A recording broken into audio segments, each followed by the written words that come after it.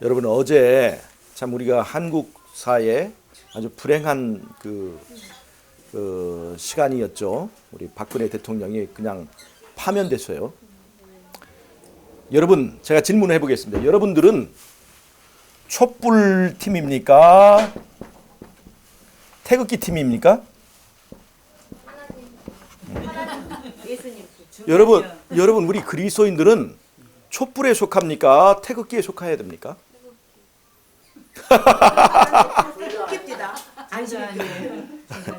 지금 촛불과 태극기가 나라를 두동강 내고 있습니다. 다 애국자들이고 다 나라를 위한다고 하지만 사실은 이거 전부 다 사단의 장난입니다. 예, 우리는 촛불도 아니고 태극기도 아닙니다. 우리는 십자가당입니다. 예, 십자가당입니다. 이걸 잊지 마셔야 돼요. 요즘에 이제 박근혜 대통령의 관한 그 심판 때문에 세상 사람들이 온통 거기에 몰입해 있고 우리 그리스도인들도 많이 거기에 관심을 가지게 됐어요. 저도 개인적인 심정적으로는 어떤 쪽에 조금 이게 좀 이렇게 조금 기울어 있는 것도 있지만 그러나 명확히 말하면 우리는 둘 다 아닙니다. 예. 왜냐하면 여러분 지금 새누리당 지금 이름 바꿨죠. 자유한국당으로. 자유한국당이냐 민주당이냐 또는 국민의당이냐. 여러분 이 세상에 깨끗하고 사심 없는 그리고 지혜로운 정당이 세상에 존재하긴 합니까? 다 자기 욕심들, 자기 정파, 자기 이익을 추구하고 정말 어리석은 이 지혜를 가지고 어떻게든지 표를 얻어서 정권을 얻어서 자기들이 원하는 어떤 세상을 만들려고 하는 그런 집단들이 진흙탕 싸움을 벌이는 것 여러분 우리가 알지 않습니까? 민주노총은 정당합니까? 전교조는 정당합니까? 아니면 자본주의, 자본을 가진 기업가들은 정당합니까? 너무나 이기적입니다. 그러면 남한이 썩었으면 북한은 정당합니까? 북한은 썩을 대로 썩었을 뿐만 아니라 이제 거름 단계 돼버린 거름이나 되면 좋겠는데 완전 부패할 대로 부패한 것도 아닙니까? 그럼 중국은 정당합니까? 중국도 썩을 대로 썩었습니다. 그러면 중국을 공격하는 미국은 정당합니까? 미국 마지막 때의 적그리스도의 대표자가 미국입니다. 이런데 우리가 이런 세상에서 어떻게 우리는 누구의 나라를 위해서 투쟁할 것입니까? 우리는 그리스도의 나라를 위해서 투쟁하는 사람들입니다. 박근혜의 나라도 아니고 문재인의 나라는 아니고 김정은의 나라는 더더욱 아닙니다. 시진핑의 나라, 트럼프의 나라를 우리가 생각합니까? 우리는 그런 사람들의 나라가 아닙니다. 아무리 이 세상 영화가 좋다 할지라도 잠시 있다 사라질 그런 나라들을 위해서 우리의 목숨 바치는 그런 어리석은 일을 해서는 안 됩니다. 우리는 우리 안에 그리스도의 나라가 세워지기 위하여 투쟁하고 죄와의 싸움에서 이겨야 되는 것이지 우리 안에 그리스도의 나라가 세워지지 않고 내 안에 아직도 자아가 빳빳하게 살아있고 죄의 나라가 이 노예 상태의 내 이 죄의 나라가 그대로 있으면서 무슨 태극기며 무슨 촛불이며 무슨 여러분 어리석은 사람이 되어서는 안 됩니다. 개별적으로 정치적인 어떤 관점에서 우리가 보수나 진보에 속해 있을 수는 있습니다. 그건 괜찮아요. 그러나 그것 때문에 더 중요한 문제를 잊어버린다면 그것처럼 어리석은 사람이 없습니다. 여러분 계시록 다니엘서 11장에 보면 남방왕과 북방왕이 나누어서 서로 싸웁니다. 남방왕과 북방왕이. 여러분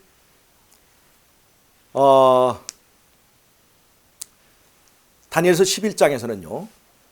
페르시아가 무너진 다음에 헬라가 등장하는데 헬라 때부터 남방왕과 북방으로 나눠져서 전쟁을 벌입니다. 그런데 여러분 북방왕이 쭉 내려와서 결국 마지막 때에 적그리스도의 그 계보를 이제 꿰어차고 마지막 때 성도들을 핍박하면서 그리스도와 하늘 군대에 대적하는 그것을 아시기 때문에 북방왕이 적그리스도라고 생각하지만 사실은 남방왕도 적그리스도입니다. 다니엘 11장에 보면 그 남방왕이 임으로 행하며 자기 멋대로 권세를 행사합니다. 그것이 바로 뭡니까? 바로 하늘에서 그리스도를 예수님을 제치고 임으로 행하며 자기 멋대로 하면서 세상을 다스려 보고 싶어 했던 사단의 적그리스도의 원조의 그 후손들이 바로 그러한 자신들의 뜻을 이루려고 그 하는 것들이 바로 남방왕과 북방왕의 싸움입니다. 남방왕과 북방왕 모두 적그리스도입니다. 그런데 남방왕과 북방왕이 서로 싸우는데 그 중간에 누가 있냐면 이스라엘이 있어요. 남방왕은 저쪽에 애굽 쪽을 나타내고 북방왕은 저쪽에 시리아 북쪽에 있는 시리아 쪽을 나타내는데 북방왕이 남방왕을 공격하러 갈 때 이 중간에 있는 이스라엘을 짓밟고 지나갑니다. 남방왕이 북방왕을 공격할 때 또 중간에 있는 이스라엘, 너희는 어떤 편, 누구 편을 잡을 거냐? 하고 이제 이스라엘을 또 공격합니다. 그래서 남방왕과 북방왕의 싸움이 치열하면 치열할수록 중간에 죽어나는 것은 이스라엘밖에 없습니다. 여러분, 지금 미국과 중국의 싸움이 치열하면 치열할수록 누구 등이 터져요? 이 한국의 등이 터져요. 이스라엘과 비슷한 그 위치에 지금 놓여 있는 거예요. 이때 남방왕과 북방왕의 싸움에서 살아날 길은 우리가 그리스도 당이 되는 것입니다. 아멘. 한국의 기독교가 정신을 차리는 것입니다.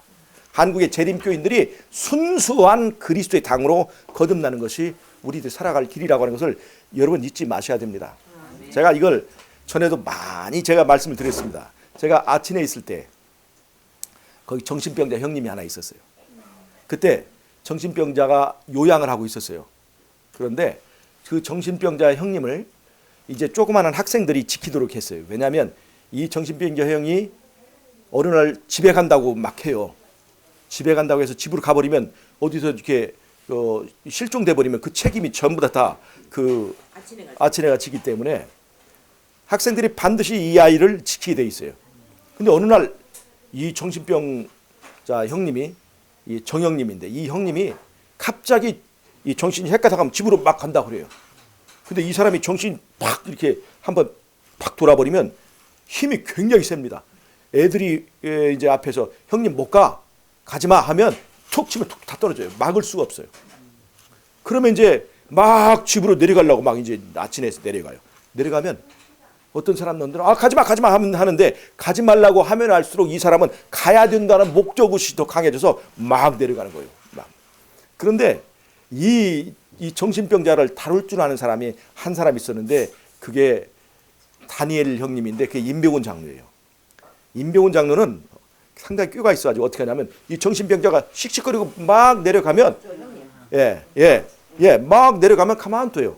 가만 두고 있다가 이 정신병자가 막 정신병 형님이 막 내려가지고 저쪽 하우스 있는 데까지 쭉 내려가면 거기서 불러요. 어이 정형!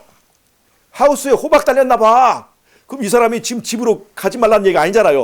호박 달렸는가 보라고만 했잖아. 그러니까 이 사람이 가다가 가지 말라고는 안 했으니까 호박 달렸는가 봐 하면 이 사람이 가던 길을 잊어버리고 호박 있는가 보러 가요.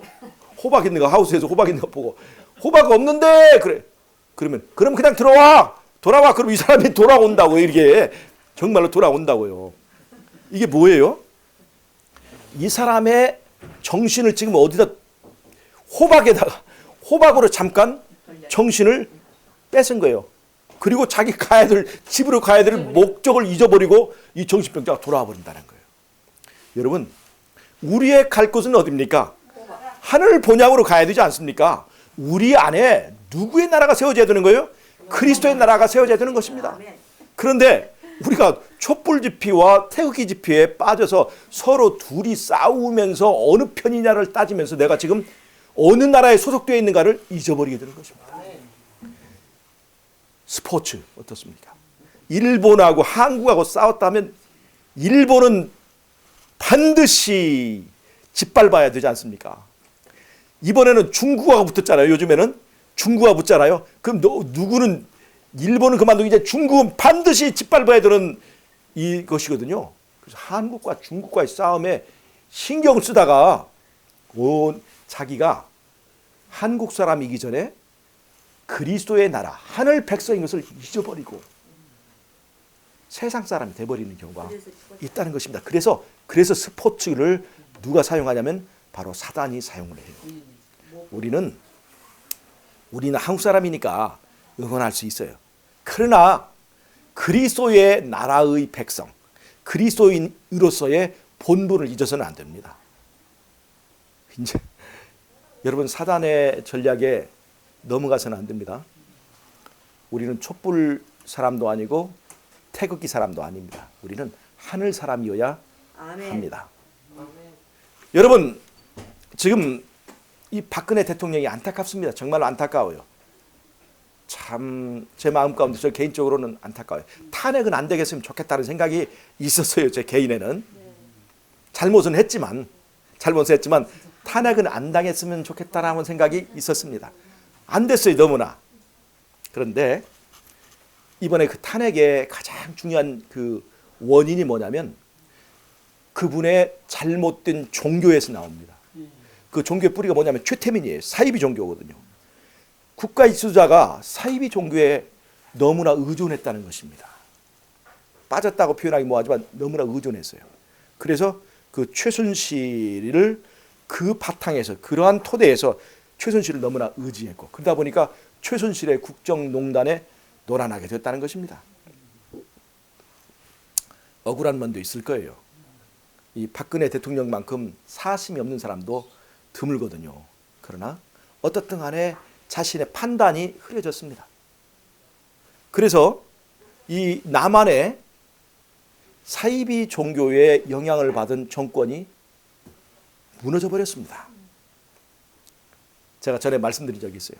이 남한의 사이비 종교에 의한 정권이 무너진 것은 북한에 있는 더 큰 사이비 종교인 북한 정권의 붕괴를 예견하는 것이라고 제가 말씀드렸습니다. 여러분 봄이 말이죠. 봄이 저쪽 남쪽에서부터 오기 시작합니다. 지금 이 부산에서는 이미 벚꽃이 피고 꽃이 피었다고 하지 않습니까? 시간이 지나면 점점 저 꽃이 어디로 올라가요? 이쪽으로 올라와서 이제 조금 있으면 경기도에서도 산수유꽃이 필 것입니다. 봄은 아래에서 위로 올라갑니다. 여러분 이 복음을 위한 해빙, 복음을 위한 봄, 복음이 땅끝까지 전파되어야 되는데 그 복음을 위한 해빙이 지금 남쪽에서도 올라오는 건데 지금 첫 번째 사이비 종교의 영향을 받은 이 박근혜 정권이 무너졌어요. 이것은 이 봄이 여기서 끝이지 않습니다. 위로 올라갑니다. 위로 올라가서 머지않아 북한 김정은 정권이 무너지게 되어 있습니다. 제가 이거 여러 번 제가 말씀드렸습니다. 미국에 의해서 무너지는 것이 아니라 하나님의 손에 의해서 분명하게 북한은 무너질 것입니다. 이 북한 정권은 지금 무너질 때가 다 됐습니다. 미국이 치기 전에 북한이 무너진다는 그런 우리 성경적 확신을 가진다 한다면 어쩌면 우리가 5월 달에 이제 대선이 있게 될 텐데 그 대선이 있기 전에도 갑자기 무너질 수 있어요. 여러분 지금 이제 어떤 사람들은 박근혜 정권이 무너졌다고 이제는 내가 대통령이 다 된 것처럼 생각하고 이제 그럴 수도 있지만 지금은 변란의 시대입니다. 격변의 시대입니다. 바람이 이렇게 불다가 갑자기 다른 방향으로 바람이 부르칠 수 있다는 것을 세상 사람들은 모르고 있습니다. 여론과 지지율에 움직이는 것이 아니라 하나님의 손에 의해서 움직이고 있는 것을 그들은 알지 못하고 있어요. 지금 박근혜 대통령의 인기가 지지율이 65%, 50%를 넘다가 갑자기 5%, 4% 떨어질 줄 누가 짐작이나 했겠습니까? 지금 문재인 씨의 그 지지율이 30%, 40% 이렇게 하고 있는데 어느 순간 이것이 갑자기 떨어질지 아무도 모르는 것입니다. 그것은 바로 북한의 격변 사태. 이것이 만약 대선 전에 일어난다면 이것은 엄청나게 큰 소용돌이를 가져오게 되고 어쩌면 대선도 그 날짜에 정해진 날짜에 치러지기 어려운 비상사태가 될 수도 있습니다. 만약에 대선 전에 북한 정권의 붕괴가 일어난다면, 즉 이 한국의 정치적 봄이 지금 남한을 강타했고 이제 이것이 다시 북한을 강타하게 되면, 지금 박근혜 대통령이나 최순실 게이트 같은 것은 문제도 비교도 안 되는 커다란 격변이 오게 됩니다. 갑자기 북한에서 쿠데타가 일어나서 김정은이 믿었던 어떤 세력, 군대 세력에 의해서 북한에 쿠데타가 일어나면 갑자기 이 한국은 통일을 맞게 되는 거예요. 미국의 세력이 북한에 진출하게 되는 거예요. 남한을 통해서. 여러분, 지금 한국은 북방어과 남방어의 싸움이 벌어지고 있습니다. 중국이라고 하는 이 동양의 용과 미국이라고 하는 서양의 용의 싸움이 벌어지고 있는 장소입니다. 그래서 북한의 붕괴는 바로 누가 승리를 위해서 한 걸음 더 다가갔다는 것을 말한다면, 미국이 중국과의 싸움에서 아주 유리한 그 고지를 점령하게 되는 것입니다. 그런데 북한이 갑자기 붕괴할 것입니다. 그러면 이제 남한과 그 미국의 세력이 가서 핵무기를 해체해야 될 거 아닙니까? 화학무기를 해체해야 될 거 아니에요. 그래서 특수부대 갈 겁니다. 그리고 이제 거기서 쿠데타가 일어난 어떤 군부의 세력과 합쳐서 이제 북한의 새로운 이제 정부가 들어서게 되고, 이제 미국의 영향권 내에 사실은 들어가게 되는 것입니다. 그렇게 될 때에 지금의 일상적인 지금의 이 한국에서 일어나고 있는 정치적 일정들이 그대로 진행될 것이라고 누구도 장담하지 못합니다. 지금 정말 격변의 시대예요. 우리가 정말 이러한 때, 이러한 격변에 흔들리지 않고 휘둘리지 않고 내가 정말 그리스도의 나라가 내 안에 서고 그리스도의 백성으로 바르게 서는 건 너무나 중요합니다. 아멘. 북한은 분해되어 있습니다. 그것은 바로 이 북한 정권이 바로 김일성 우상화, 김일성을 하나님의 자리에 놓고 하나님에 도전하는 바벨론 정권이기 때문에 그렇습니다. 하나님이 치게 되어 있습니다. 그 다음에는 이제 중국과 미국의 싸움이 본격화됩니다. 2단계로 넘어가요. 여러분, 계시록 12장에는 붉은 용이 나옵니다. 그건 로마 제국을 말합니다. 계시록 13장에는 두 개의 짐승이 나와요. 하나는 로마 카톨릭을 말하고 하나는 새끼양같이 두 뿔 가진 짐승이에요. 이 두 짐승이 나옵니다. 여러분, 계시록 12장에 있는 로마 제국의 뒤를 이은 것이 바로 로마 카톨릭이죠. 로마 카톨릭은 종교적인 세력인데 세상에 이 로마 제국의 권세까지 이어받아서 이제 종교 중세의 암흑 시대에 호령했던 그런 나라입니다. 근데 지금은 이제 세속적 권력은 거의 다 잃어버렸습니다. 그냥 종교적인 세력으로 남아 있습니다. 그래서 용이 가지고 있는 두 가지 힘이, 종교적인 힘은 카톨릭이 지금 마지막에 행사하고 있고, 또 용이 가지고 있는 세속적인 권세는 어디에게 이것이 이어졌냐면 계시록 13장에 나오는 두 뿔 가진 양 같은, 새끼 양 같은 두 뿔 가진 짐승, 즉 땅에서 올라온 미국, 신대륙에서 올라온 미국이 그 용의 권세를 행사하고 있습니다. 자, 용의 종교적인 세력은 카톨릭이 지금 행사하고 있고, 그 다음에 이 세속적인 권력은 미국이 지금 행사하고 있습니다. 그래서 이 새끼양 같은 짐승이 겉으로 보기에는 양 같은 짐승이지만 그 말하는 것은 뭐 같다고 그랬어요? 용처럼 말하더라고 그랬어요. 용의 권세를 이어받았습니다. 그래서 마지막 때에 이 용의 종교적 세력과 용의 세속적 권력이 결합을 해서 누구와 대적을 하게 되냐면 어린 양을 대적합니다. 계시록 14장에 어린 양이 어디를 이끌든지 따라가는 14만 4천인과의 마지막 전쟁을 벌이는데 그것을 우리가 아마겟돈 전쟁이라고 해요. 아마겟돈 전쟁은 어린 양과 용과의 싸움입니다. 그런데 그 아마겟돈 전쟁은 넓게 봤을 때 얘기예요. 아마겟돈 전쟁은 분명히 일곱 재앙 때 일어나는 이제 전쟁이죠. 그러나 사실 용과 어린 양과의 싸움이라고 하는 면에서 그 은혜의 시기가 끝나기 전에 짐승의 우상을 세울 때 그때부터 이미 그 전쟁이 거기에 포함된다 볼 수가 있습니다. 아마겟돈이라고 하는 이름이 붙여진 그 전쟁은 7 재앙 때, 6번째 재앙 때 있는 거예요. 어떻든 간에 용과 어린 양과의 싸움이 반드시 붙게 돼 있는데 붙기 전에 준결승으로 동양의 용과 서양의 용의 싸움이 있을 거라고 그랬어요. 그것이 바로 미국과 중국과의 전쟁입니다. 계시록 13장에서는 마지막 때 세상을 호령하는 것은 우리가 말한 서양의 용인 미국과 카톨릭의 연합 세력입니다. 여러분, 이제 미국은 북한이 어느 날 갑자기 무너진 다음에 북한을 우리가 접수하게 되고 한국은 통일되게 됩니다. 그리고 이제 미국은 중국과의 준결승전을 치러야 돼요. 두 용의 싸움이 벌어지는 것입니다. 여의주를 차지하기 위한 두 용의 싸움이 벌어져요. 여러분, 그래서 이 박근혜 정권이 무너진 것보다 김정은 정권이 무너지는 것은 더 큰 격변을 가져오게 됩니다. 그런데 김정은 정권이 무너진 것보다 더 큰 격변을 가져온 것이 뭐냐면 바로 시진핑 정권이 무너지는 것입니다. 트럼프와 시진핑과의 한판 싸움이 있는데 둘 다 쌈딱이라는 것이에요. 그 둘은 싸움을 하게 돼 있어요.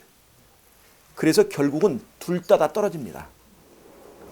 세계를 차지하려면, 세계의 패권을 가지려면 그런 쌈으로 세계를 차지하는 게 아닙니다.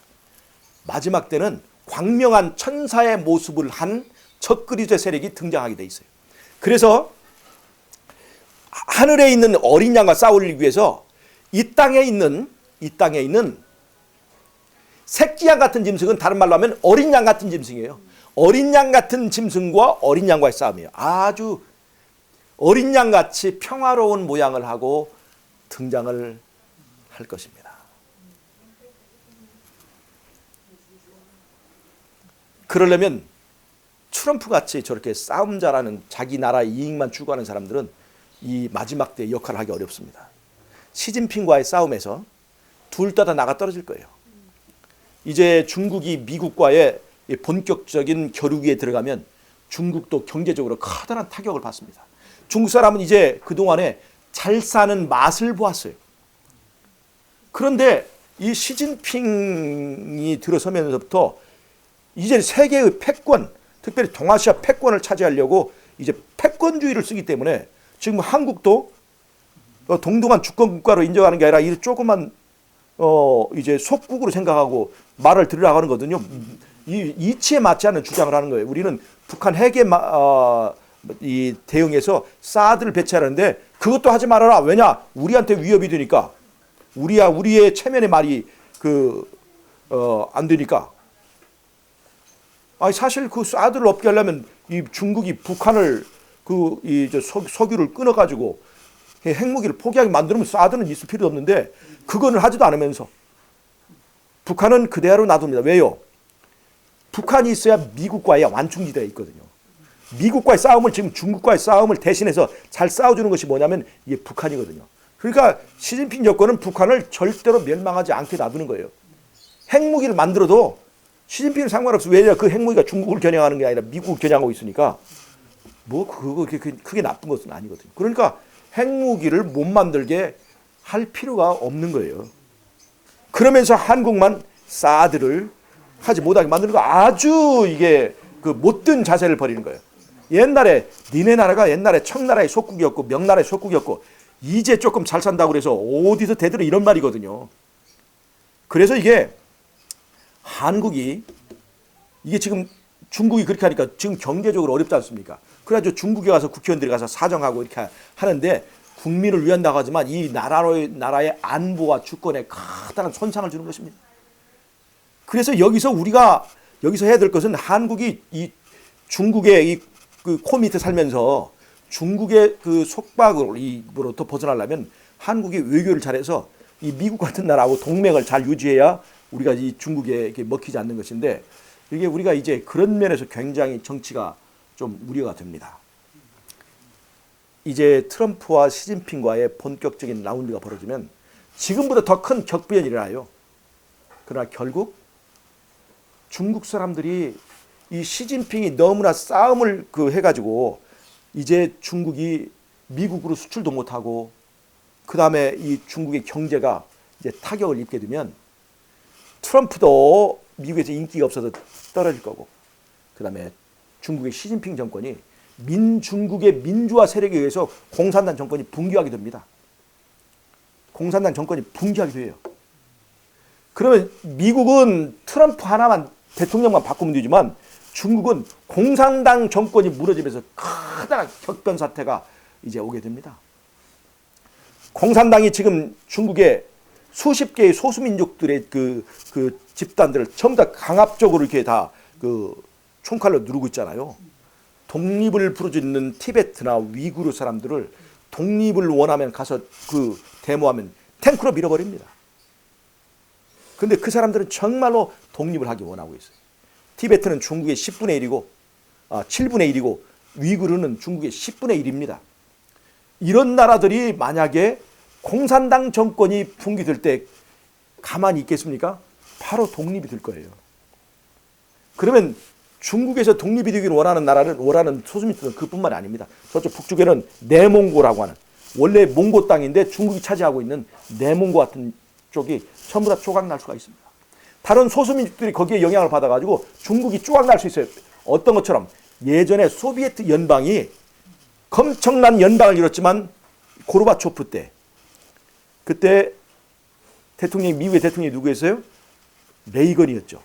레이건 대통령 때 교황과 레이건의 작업에 의해서 소비에트 연방을 조각내버렸습니다. 그리고 이제 소비에트 연방은 더 이상 미국의 상대가 되지 않았어요.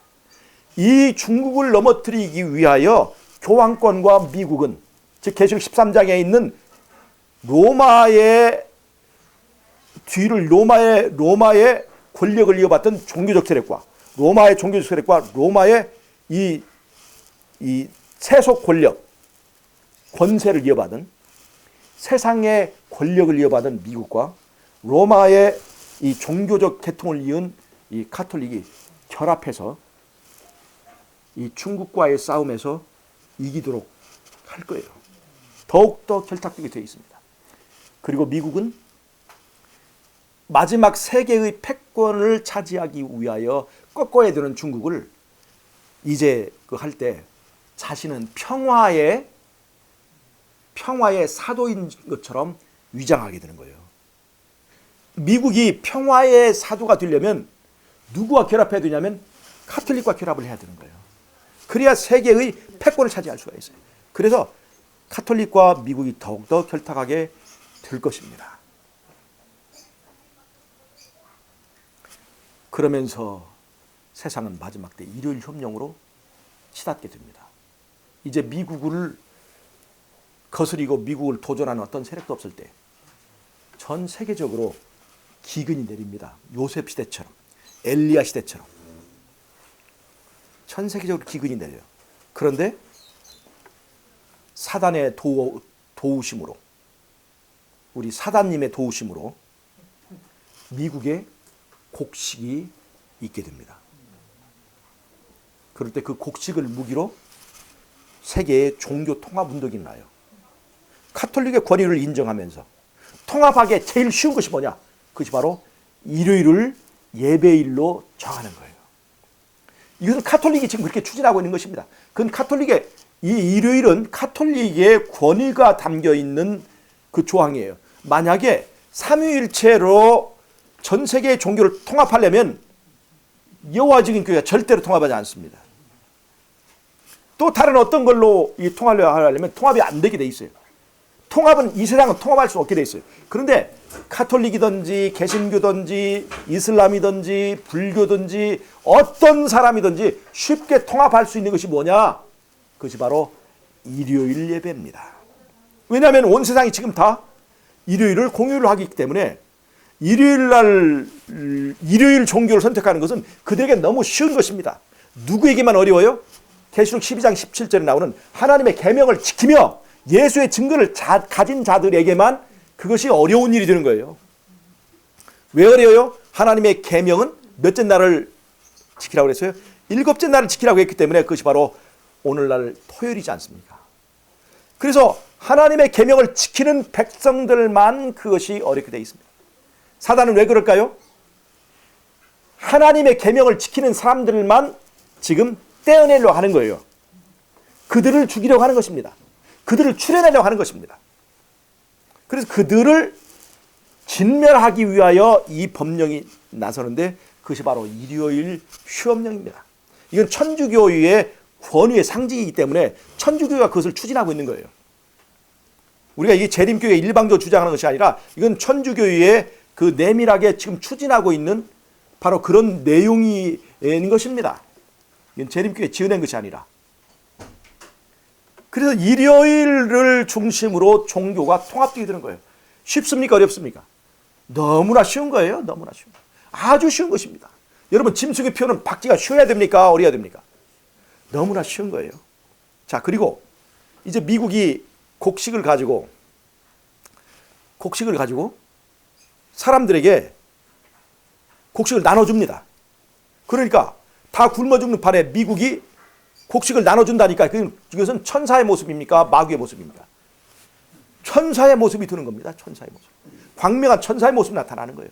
절대 여러분 짐승의 표는 무서운 마귀의 모습이 나타나지 않습니다. 굶어 죽는 이 전 세계의 사람들을 위하여 인류애를 발휘해가지고 그 곡식을 나눠주는 거예요. 물론 공짜로 나눠주지는 않습니다. 돈을 받고 나눠주죠. 그래도 돈을 받고 나눠줘도 물건을 그 곡식을 나눈다고 하는 것에 대해서 커다란 이제 그 자비가 있는 거예요. 전 세계의 돈이 전부 다 미국으로 가게 되어 있습니다. 전 세계의 돈이 미국의 유대인들, 즉 이 곡식을 확보하고 미국의 상층부를 형성하고 있는 그 미국에 있는 유대인들에게 그 돈들이 다 들어가게 되어 있습니다. 그 돈을 조건으로, 금덩어리를 조건으로, 그 금송아지를 조건으로 미국에 있는 유대인들이 안식을 포기하는 거예요. 그 유대인들이 안식일을 지키는 사람들이잖아요. 그런데 어떻게 일요일 협령을 내리겠느냐? 그들에게 엄청난 이권이 거기에 주어지기 때문에 그렇습니다. 그리고 이 일요일 협령 마지막 때 짐승의 표는 너무나 평화로운 천사의 모습으로, 광명한 천사의 모습으로 온 세상에 주어지게 되는 것입니다. 이렇게 좋은, 모두가 같이 잘 살고 종교를 통합해서 이 지구에 닥친 이 재난을 극복하려고 하는 마지막 종교적 푸닥거리를 방해하는 그 사람들이 있는데 바로 다니엘의 세 친구입니다. 마지막 때 새 천사의 기별을 전하는 사람들이 바로 다니엘의 세 친구인 거예요.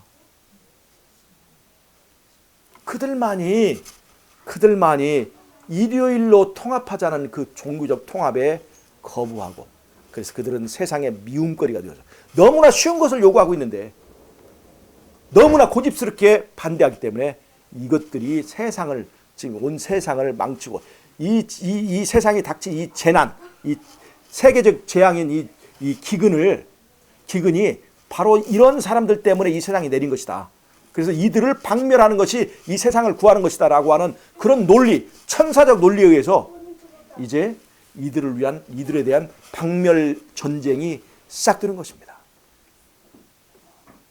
우리가 오사마 빈 라덴, 이 사람 생각하면 테러주의자 막 이렇게 되지만 마지막 때에 하나님의 계명을 지키며 예수의 증거를 가진 자들, 하나님의 말씀대로 안식일을 지키고 제7일 안식일에 경배하는 그들을 바로 오사마 빈 라덴처럼 세상 사람들이 생각하게 됩니다. 가정 내에서도 그 사람들에 대한 핍박이 있습니다. 아니 무슨 놈의 종교가 그 날짜 하나 가지고 그렇게 까탈을 부리냐. 지금 이 가족이 다 굶어 죽게 생기는데, 아니 일요일 협령 거기에 참여하고 국가적인 어떤 통제에 거기에 그 표를 받아야 배급표가 나오는데 너는 왜 그 날짜 하나 가지고 그렇게 까다롭게 구냐 하면서 표도 받지 않으면서 다른 가족들의 식량을 나눠 먹으려고 하는 그 사람들이 집안의 원수가 되어서 다 쫓겨납니다. 집안 축구가 원수가 되는 것입니다. 이런 것들이 우리에게 지금 있어요. 광명한 천사의 모습으로 그것은 올 것입니다. 여러분, 이러한 때에 우리가 지금 서 있는 거예요. 이러한 일정들이 다 있어요. 이러한 일정들 앞에서 우리가 서 있어요, 지금. 여러분, 그래서 우리가 이러한 것들이 진행되고 있는 데서 우리는 어떠한 목표를 향해서 가야 되느냐. 사단의 전략 두 가지를 우리가 알아야 됩니다. 여러분, 남방왕과 북방왕은요 다 적그리스도예요. 그런데 여기에 지금 이스라엘이 있습니다. 이스라엘인데 남방왕, 다니엘서 11장을 말합니다. 북방왕이 있습니다. 둘 다 적그리스도인데요, 남방왕은 왜 적그리스도냐? 완전히 달라요. 완전히 다른 세력입니다. 달라서 적그리스도입니다. 즉 그리스도와 정반대의 모양을 가지고 있어요. 그래서 적그리스도예요. 무신론적인 것입니다. 무신론적인 세력이에요.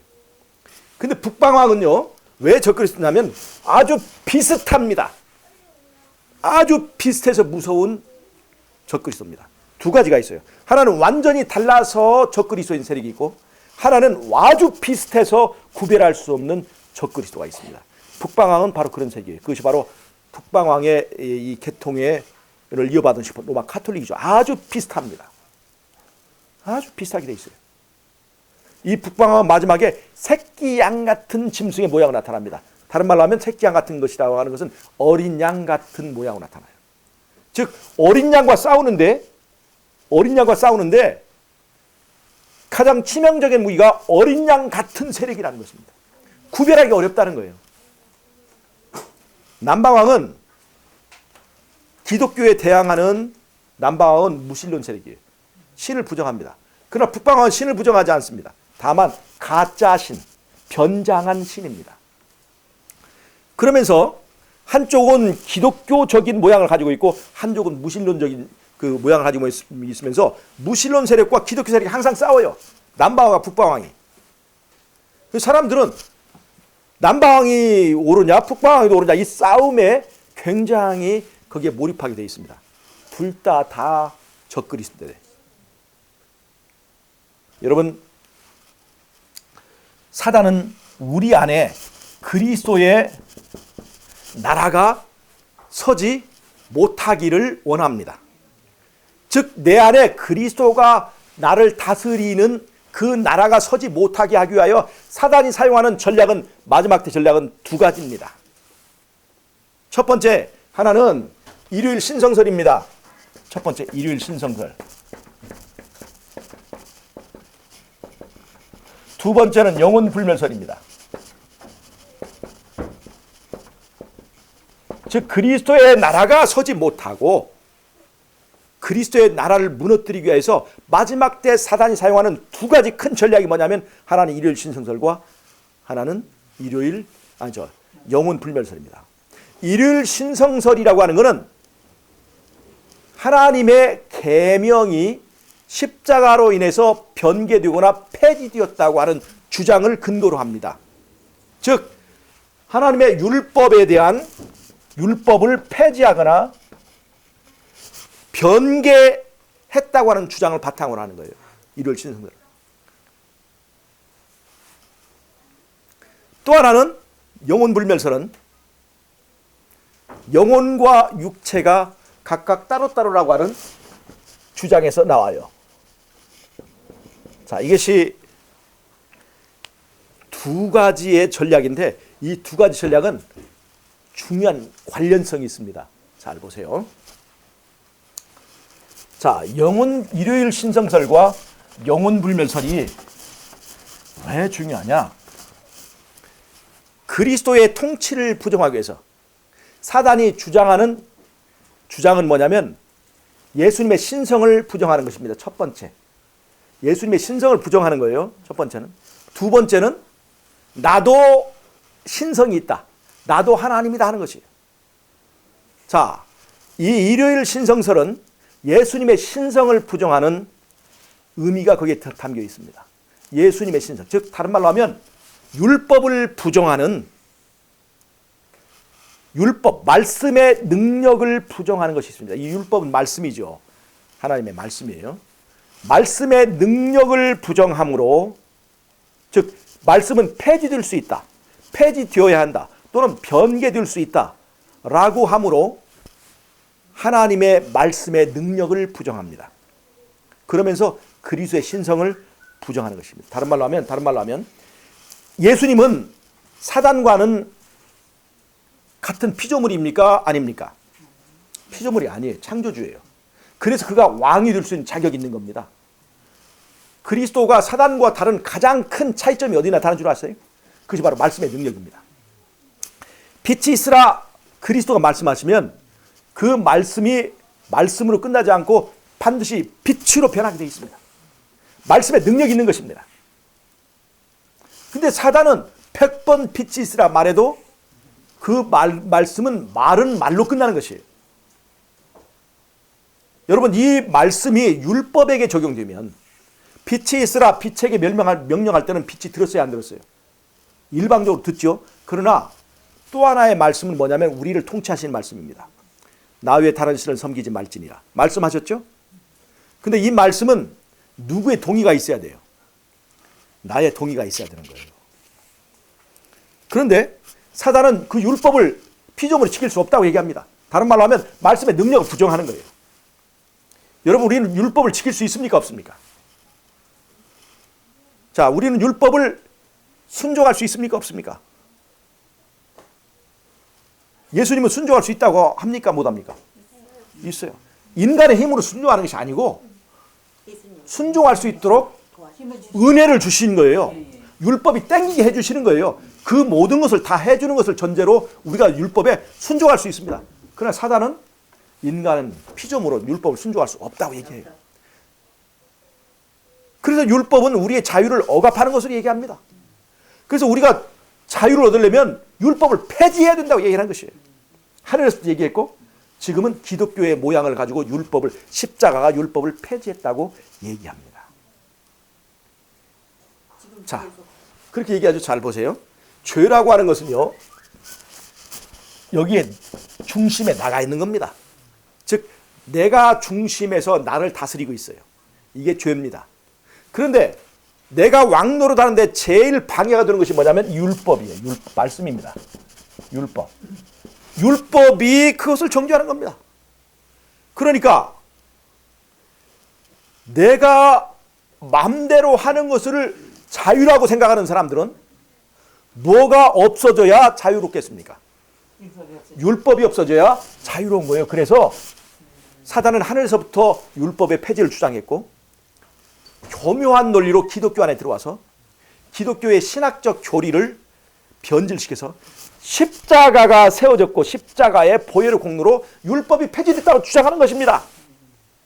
그러면 이 율법이 바로 이제 내가 마음대로 하려고 하는 이 죄의 상태를 지적해주는 율법이 폐지되어 버리면 내 안에 어떤 나라가 마음대로 서게 될까요? 내가 하나님의 자리에 있는 그 내 마음대로 하는 나라가 세워지는 것입니다. 자, 십자가는 믿음을 얘기합니다. 믿고 내 마음대로 하는 것이 믿음입니까? 그것이 십자가 믿음입니까? 믿고 말씀대로 사는 것이 믿음인 거예요. 그런데 십자가가 율법을 폐해버리면 믿고 내 마음대로 사는 나라가 세워지는 것입니다. 믿고 내 마음대로 사는 나라가 뭐예요? 그게 바벨론이에요. 십자가로 인해서 바벨론 종교가 세워지는 것입니다. 이것이 사단의 전략이에요. 일요일 신성설에는 바로 그런 의미가 있습니다. 일요일이 정당화되려면 율법이 폐지되거나 변개될 수 있어야 돼요. 십자가의 보혈의 공로가 율법을 폐지할 수 있다고 얘기하는 것입니다. 그래서 십자가를 빗대서 뭐를 폐지하는 겁니까? 율법을 폐지하려고 하는 것입니다. 그런데 십자가의 진짜 효력은 뭐냐면 율법을 폐지하는 것이 아니라 이 죄의 뿌리인 나를 폐지하는 거예요. 이 자아를. 십자가의 사랑은 율법을 폐지하는 것이 아니라 율법에 거스리는 바로 죄의 원흉인 나를 죽게 하는 것입니다. 나를 못 받게 하는 거예요. 그래서 이 십자가가 나를 못 받게 해서 여기에 누가 주인이 되게 하냐면 예수님이 주인이 되게 만드는 거예요. 예수님이 주인인 사람은 예수님의 본능을 받게 됩니다. 예수님은 율법을 사랑해요. 율법이 꿀송이처럼 답니다. 율법에 순종하는 것이 부담되지 않습니다. 율법이 오리를 가자면 심리를 갈 수 있을 만큼 하나님의 말씀을 사랑하게 됩니다. 그래서 율법과 함께 영원한 나라를 얻게 되는 거예요. 그리고 그 율법이 바로 우리의 구원을 책임지는 것입니다.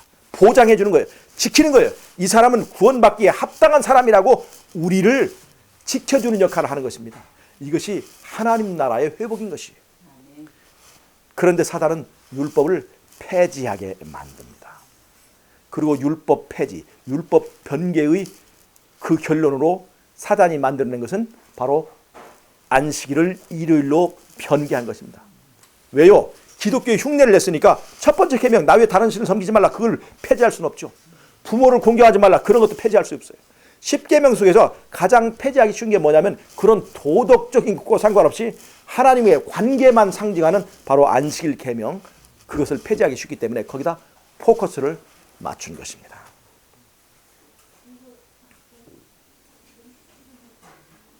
사단의 전략은 바로 일요일 신성설을 통해서 말씀의 능력을 부정하는 것입니다. 율법이 폐지되었다고, 율법은 변개될 수 있다고 얘기하는 거예요. 하나님의 말씀은 그대로 순종할 수 없다. 말씀은 실현될 수 없다. 말씀의 능력을 부정하는 거예요. 그리스도의 말씀의 능력이 부정되면 바로 그리스도의 신성이 부정되는 것입니다. 예수님께서는 나를 통해서 내기를 하셔요. 욥처럼.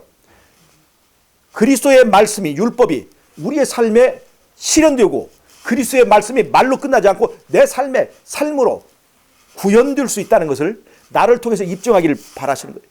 내가 그래서 내 삶 속에 그리스도의 은혜를 통해서 하나님의 말씀에 순종하는 삶이 나타날 때 누가 이기게 되는 거예요? 예수님이 이기게 되고 예수님의 나라가 우리 안에 세워지게 되는 것입니다. 그래서 첫 번째 사단의 전략은 뭐냐면 일요일 신성설이에요. 그리스도의 말씀의 능력을 부정하는 것입니다. 그리스도의 말씀의 능력을 부정해서 그 말씀은 폐지되거나 변개될 수 있다고 하는 것이. 다니엘서 7장 25절에서 그 적그리스도는 바로 때와 법을 변개하려 하는 그 이유가 바로 여기에 있습니다. 그리스도의 신성을 일으켜야만 부정할 수 있기 때문에. 예수님이 하나님이 아니야. 그렇게 말해야만 그를 끌어낼 수 있기 때문에 그렇습니다. 또 하나, 영혼불멸설은 뭐냐? 영혼불멸설은 우리가 죽어도 죽지 않는다 하고 주장하는 거예요. 여러분, 죽어도 죽지 않는다는 이 속성은 누구에게만 있는 것이냐면 하나님에게만 있습니다. 그런데 영혼불멸설은 뭐냐면 죽어도 죽지 않는다. 다른 말로 하면 너도 하나님과 같다라고 얘기하는 거예요. 너도 하나님과 같다. 너도 하나님의 일종이야. 다른 말로 하면 너도 왕될 자격이 있어. 너도 하나님인데 왜 하나님의 말씀에 억압을 받고 하나님의 말씀에 순종해야 되느냐? 네 마음대로 한번 살아봐. 그것이 자유롭잖아. 그것이 자유잖아. 라고 주장하기 위해서 영혼불멸설이 있는 거예요. 이 두 가지가 합쳐집니다. 예수님은 하나님이 아니야. 영혼불멸설. 너도 하나님이야. 뉴에이지 사상이 바로 그겁니다. 네가 바로 부처야. 이게 불교의 사상이 바로 그렇습니다. 뉴에이지 사상. 하나님은 너도 하나님이 될 수 있어. 이런 사상들이 바로 영혼불멸 사상과 맥을 같이 하는 겁니다. 자, 보세요. 영혼불멸 사상과 이 율법 폐지 사상이 얼마나 같은지를 보세요. 자, 여기에 나가 있고 여기에 율법 있잖아요.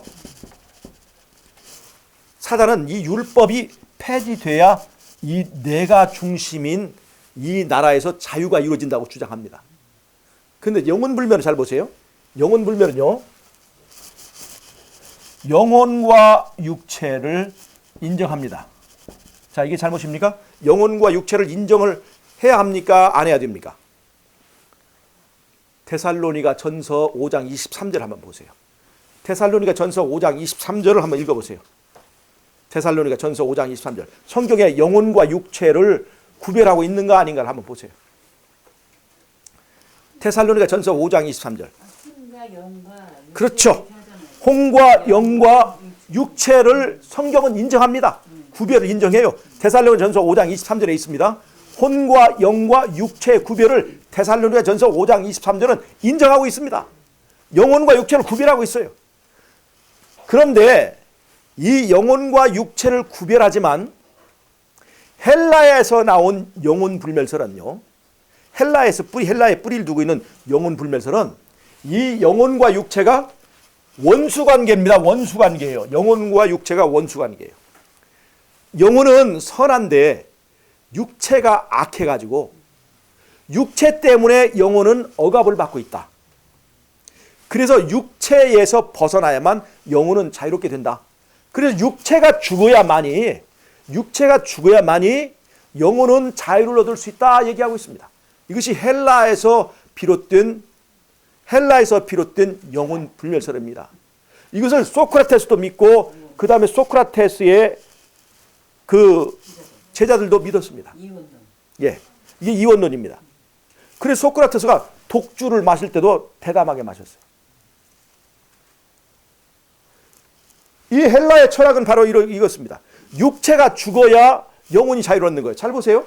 율법을 폐해야 이 내가 중심인 나라가 자유롭게 되는 것과 얼마나 원리가 똑같습니까? 육체가 죽어야 이 영혼이 자유롭게 된다 하는 것과 같은 원리에 있어요. 그러나 성경적으로 말하는 영혼과 육체의 관계는 헬라의 것과 완전히 다릅니다. 그건 뭘 말하냐면 헬라는 영혼과 육체를 서로 적대 관계에 있어요. 그래서 서로 원수예요. 그러니까 육체가 죽어도 영혼이 같이 죽어야 안 죽어요. 같이 안 죽는 거예요. 그래서 영혼 불멸인 거예요. 원수예요, 원수 둘이. 그런데 성경에서 말하는 영혼과 육체는 둘이 하나인 관계예요. 둘이 사랑하는 관계, 원수 관계 아니라 사랑의 관계, 의존 관계예요.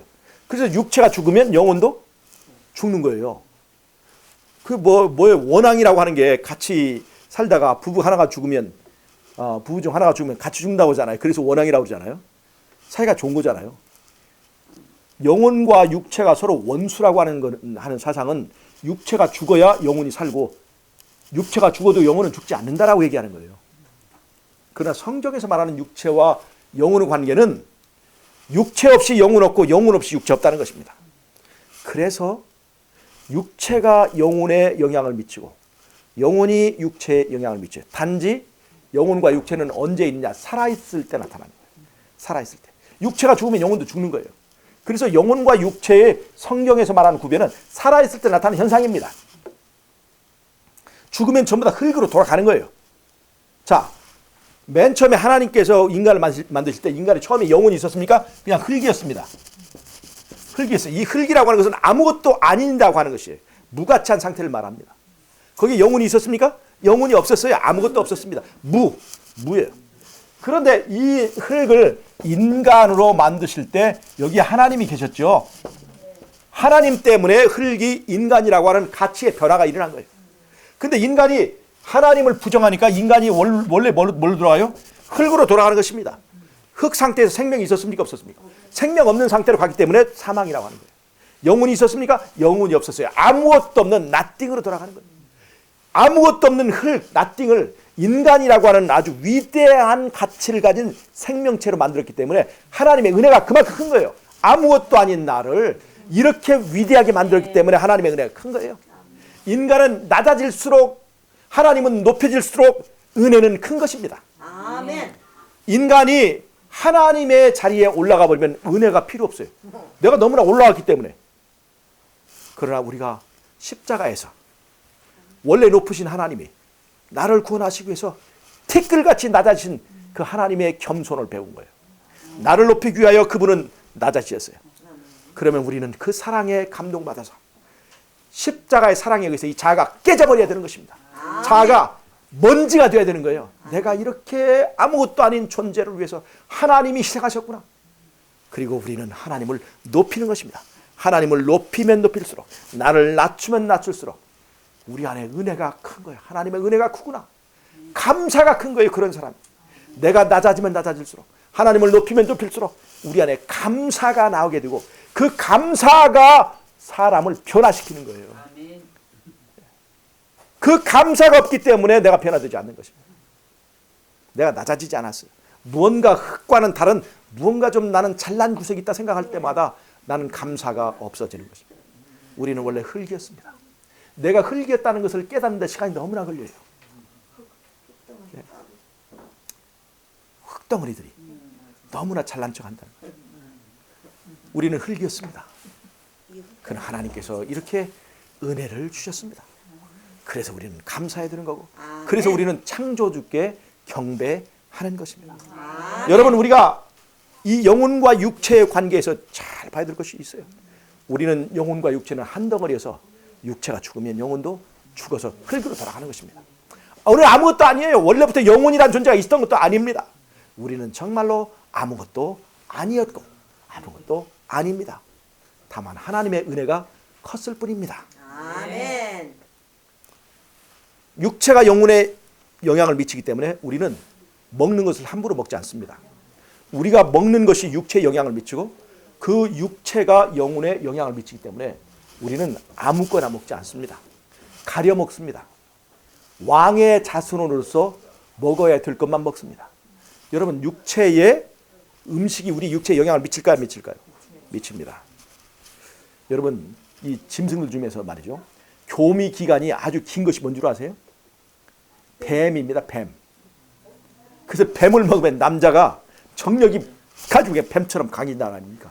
그래서 뱀들을 먹지 않습니까? 한국의 뱀들이 왜 사는 줄 아세요? 그놈의 그 뱀이 정력이 세다고 하는 소문이 있어가지고 다 잡아먹잖아요.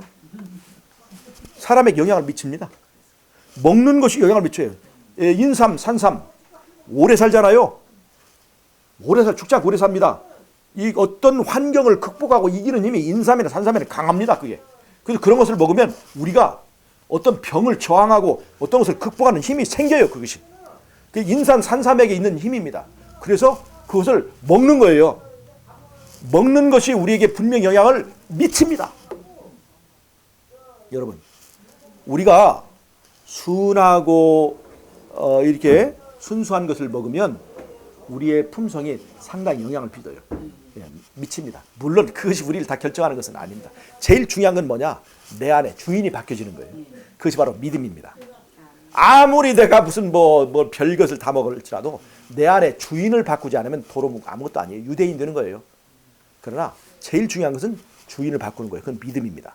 그러나 육체가 영향을 미친다는 성경적 지식의 근거에서 우리는 먹는 것을 삼가합니다. 아무리 내가 많은 것을 바꿔도, 음식을 바꿔도 내 안에 주인을 바꾸지 않으면 도로 묵기 때문에 우리는 십자가를 보고 내 자아가 깨져서 내 안에 예수님을 모시는 믿음이 필요한 것입니다. 그래서 우리가 요양원에서 음식을 강조하기도 하지만 뭘 강조하냐면 믿음을 강조해요. 내 인생에, 내 내면의 나라에 왕을 바꿔라. 지금의 왕노릇하고 있는 이 자아를 탄핵하고 파면하고 예수님이라고 하는 새 왕을 모시고 그 다음에 먹는 습관도 왕답게 먹고, 뱀이나 지렁이나 이런 건 이제 그만 먹고. 그래서 집사님들 이제 우리 이제 뱀 그만 먹읍시다. 뱀 안 먹어. 안 드세요? 뱀 누구든지 뱀 안 먹어. 사람들도. 자, 그런 것들은 우리가 삼가야 되죠. 뱀 먹으면 성경에서 죽어. 인간이 먹으라고 하나님께서 명한 것을 먹으면 인간이 하나님의 형상으로 사는데 그것이 도움이 됩니다. 아셨죠? 자, 그래서 마지막 때 사단이 사용하는 두 가지 전략이 있다고 그랬죠. 이것은 바로 우리 안에 그리스도의 나라가 세워지기 위하여 필요한 십자가의 보혈의 공로를 무효로 하기 위해서 사용되는 두 가지 전략이 있는데, 하나는 그것이 바로 일요일 신성설입니다. 일요일 신성설은 바로 하나님의 율법을 폐지하고 변개시키는 그 신학적 이론에 의해서 한 거예요. 말씀의 능력을 부정함으로 그리스도가 하나님이라고 하는 것을 부정하는 것입니다. 그리스도가 우리와 다르지 않다고 주장하는 거예요. 사람은 아무리 말해도 그 말에 능력이 없지만 하나님의 말씀에는 반드시 그것이 실행되게 되어 있습니다. 하나님의 율법은 순종할 수 있고 우리 삶에 실천할 수 있습니다. 누구의 은혜로? 그리스도의 은혜로 할 수 있습니다. 그 다음에 사단은 우리도 하나님과 같다라고 하는 사상을 만들어주기 위해서 영혼불멸설을 고안했습니다. 여러분, 이 영혼불멸설에서 벗어나야 됩니다. 우리는 죽으면 티끌이들은 아무것도 아닌 티끌이라는 것을 인정하고, 우리가 하나님처럼 죽어도 죽지 않는 속성이 있다고 생각하는 그 착각으로부터 벗어나야 됩니다. 이 세상에 어느 누구도 죽어서 본 것은 하나도 없어요. 여러분, 어떤 사람들이 죽기 전에 말이죠, 지옥을 본 사람이 있습니다. 죽기 전에 천국을 가본 사람이 있어요. 여러분 다 그 뻥입니다.